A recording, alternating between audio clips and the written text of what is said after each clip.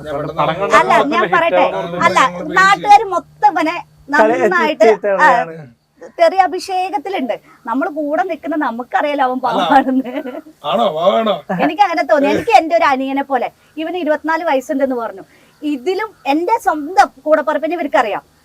അവൻ വന്നിട്ട് ട്രോളിയിട്ടുള്ളതാ. ഞാൻ പറഞ്ഞില്ലേ, ഞങ്ങൾ ഫസ്റ്റ് ഇന്റർവ്യൂ എടുത്തതിൽ എന്റെ കുടുംബം ഉണ്ടായിരുന്നു. എന്റെ അനിയനും എന്റെ മകനും എന്റെ അത്രയും എന്റെ അനിയന്മാരാണ് അതിൽ.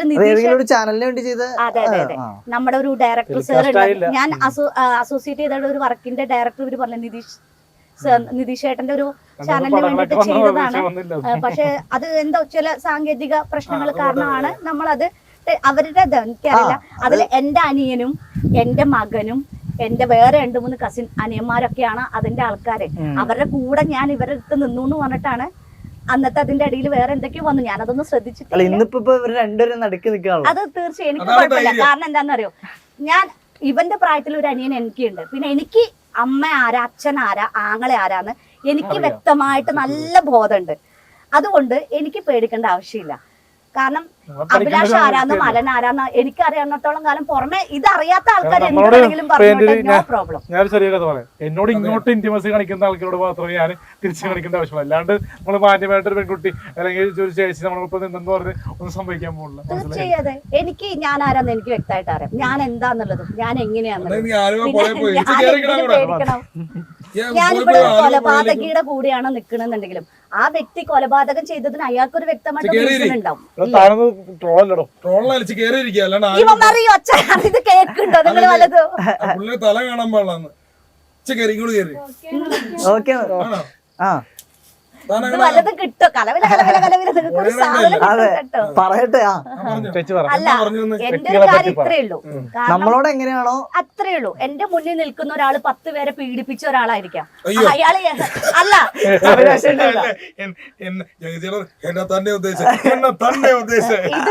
ഇത് എന്റെ കുറ്റല്ല, ഇത് എന്റെ കുറ്റല്ല.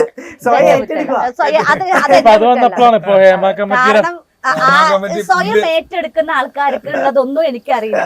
ഞാനൊരു കാര്യം പറയുമ്പോ ഇത് ഞാനാണ് എന്ന് പറഞ്ഞു കഴിഞ്ഞാൽ അത് ഞാൻ ഇല്ലാതെ എന്റെ കൂടെ 10 കഞ്ചാവേസിലെ പ്രതി അല്ല എന്ന് പറഞ്ഞ പോലെ.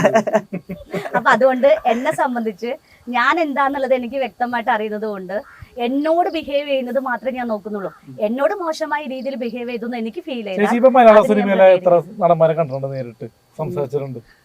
അത് കൊറേ സംസാരിച്ചിട്ടുണ്ടോ ചോദിച്ചു കഴിഞ്ഞാൽ കുറച്ചുപേരെ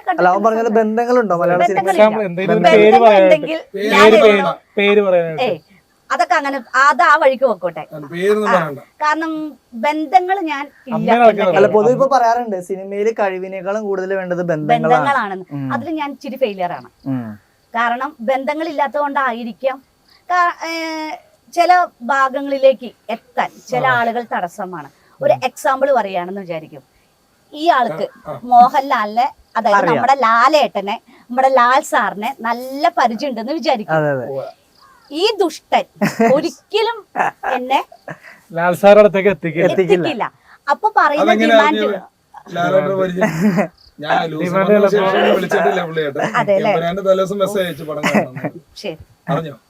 പിന്നെ ഞാനെല്ലാം അറിയുന്നുണ്ട്.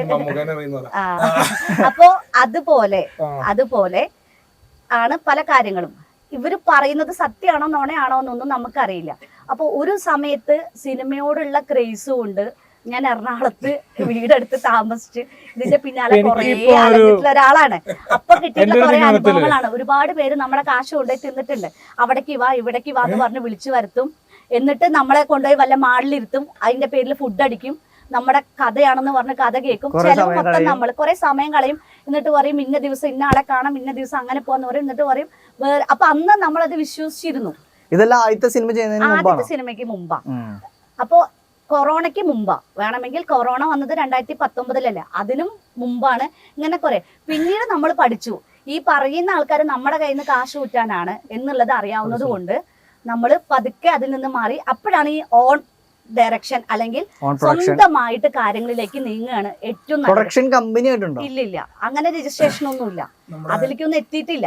കാരണം ഞങ്ങളിപ്പോ ഇവിടെ ചെയ്തുകൊണ്ടിരിക്കുന്നത് ബിഗ് ബഡ്ജറ്റ് മൂവിയിലേക്കൊന്നും അല്ല. മാക്സിമം പോയ ഒരു 2 lakh അല്ലെങ്കിൽ 3 lakhന്റെ ഉള്ളിൽ നിൽക്കുന്ന 1 മണിക്കൂറിന്റെയോ ഷോർട്ട് മൂവി തിയേറ്റർ റിലീസ് ചെയ്ത മൂവി എത്ര മണിക്കൂർ? അത് 2 മണിക്കൂർ മൂവിയായിരുന്നു. പക്ഷെ അത് ഞാൻ പറഞ്ഞ പോലെ അത് ഞാനല്ല പ്രൊഡക്ഷൻ. അതിന്റെ പ്രൊഡക്ഷൻ എന്റെ ഗുരുനാഥനായ കപിൽ സാറിന്റെ കെയർ ഓഫില് അദ്ദേഹത്തിന്റെ പെങ്ങളാണ് അതിന്റെ പ്രൊഡ്യൂസർ. പക്ഷെ ഈ പറഞ്ഞ പോലെ തന്നെ അതെല്ലാം ചെയ്തത് അദ്ദേഹമാണ്. ആദ്യമായിട്ട് ഒരു കുടുംബത്തില് സ്വന്തം ഫാമിലി പോലെ സാറിന്റെ അമ്മ, സാറിന്റെ പെങ്ങള്, സാറ്, നമ്മളൊരു കുടുംബം പോലെയായിരുന്നു. അതിലേക്ക് വന്ന ആളുകളെല്ലാവരും ആദ്യമായിട്ട് ഒരു സിനിമ ചെയ്യുമ്പോൾ എനിക്ക് കിട്ടിയിട്ടുള്ള പോസിറ്റീവ് ഫീലാണത്. കാരണം അതിനു മുമ്പുള്ള അനുഭവങ്ങളാണെങ്കിലും വളരെ മോശമായിട്ടുള്ളതായിരുന്നു സിനിമ എന്ന് പറയുമ്പോൾ. നമുക്ക് ഒന്നില്ലെങ്കിൽ അവർ ചോദിക്കുന്ന പല കാര്യങ്ങളും സ്ത്രീ എന്നുള്ള നിലയ്ക്ക് എനിക്ക് അംഗീകരിക്കാൻ പറ്റാത്ത കാര്യങ്ങൾ, ഇല്ലെങ്കിൽ ഞാൻ ഈ പറഞ്ഞ പോലെ ബിസിനസ്, നമുക്ക് ബന്ധങ്ങളില്ലാത്തത് കൊണ്ട് വലിയ വലിയ ആർട്ടിസ്റ്റിൻ്റെ അടുത്ത് കഥ പറയാൻ നമ്മളെ കുറേ പേര് പുറകെ നടത്തിച്ചിട്ടുണ്ട്. ഇവരിലേക്ക് എത്തിച്ചിട്ടുമില്ല. എന്നാൽ എത്തിയ പല ആൾക്കാരും കഥ കേൾക്കുന്നതിനേക്കാൾ മുമ്പ് പ്രൊഡ്യൂസർ ഓക്കെ ആണോ എന്ന് ചോദിക്കുമ്പോൾ കഥ കേട്ടിട്ട് വേണം സാർ എനിക്ക് പ്രൊഡ്യൂസറെ സെറ്റ് ചെയ്യാന്ന് പറയുമ്പോൾ എന്നാ എനിക്കിപ്പോൾ മൈൻഡ് ഓക്കെ അല്ല, അല്ലെങ്കിൽ അങ്ങനെയാണ് ഇങ്ങനെയാണെന്ന് പറഞ്ഞ് നമ്മളെ റിജക്ട് ചെയ്തിട്ടുള്ള, അങ്ങനെ എൻ്റെ കുറേ ഫണ്ട് പോയി. അപ്പോൾ എനിക്കൊക്കെ മനസ്സിലാക്കിയ കാര്യം ഇതിനേക്കാളൊക്കെ ഏറ്റവും ബെറ്റർ പുതിയ ആളുകളെ വെച്ച് സിനിമയിലേക്ക് വരാൻ ആഗ്രഹിക്കുന്ന റിസ്ക് ആണ്. ആ റിസ്ക് എനിക്ക് ഇത്തിരി റിസ്ക് എടുക്കാൻ ഇഷ്ടമുള്ള ഒരാളാണ് ഞാൻ.